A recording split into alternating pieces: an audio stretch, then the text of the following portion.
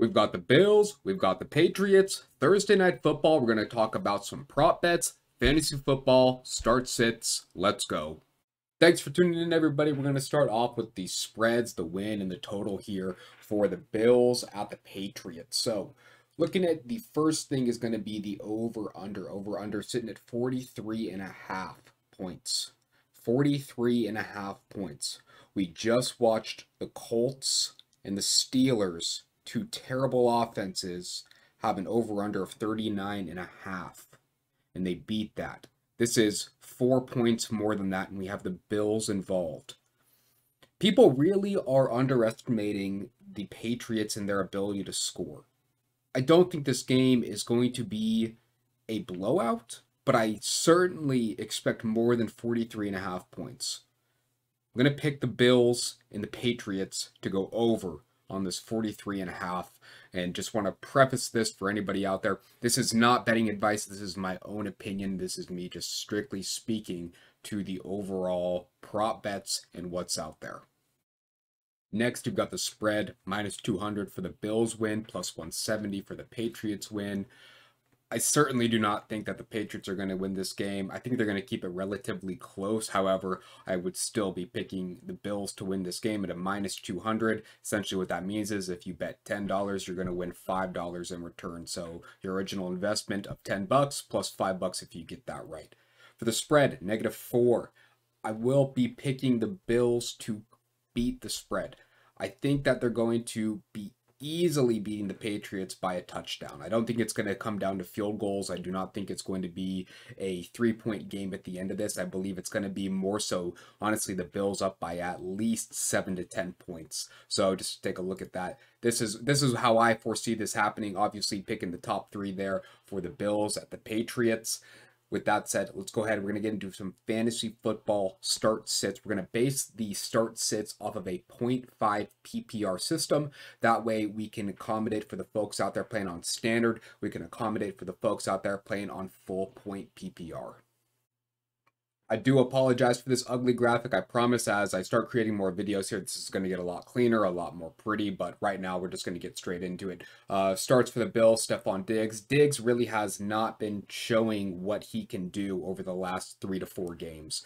And what I mean by that is Stephon Diggs is simply just not seeing as much volume catch-wise. He is certainly maintaining his target share, but we're noticing that these defenses are starting to put a little bit more double teams on him. He's not getting as wide open in coverage as he did at the start of the season.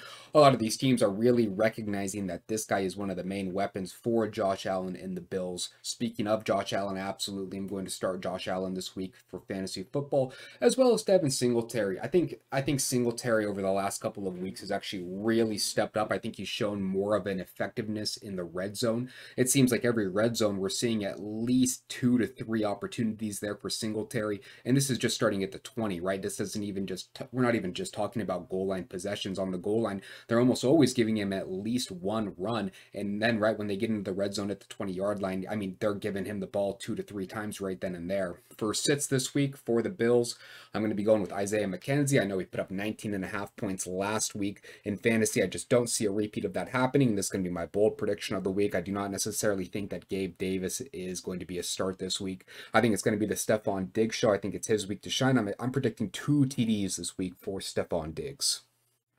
Moving over to the Patriots, the starts and sits. We're going to start with the sits, with a lot of them. Damian Harris, Jacoby Myers, and Devontae Parker all in the sit category.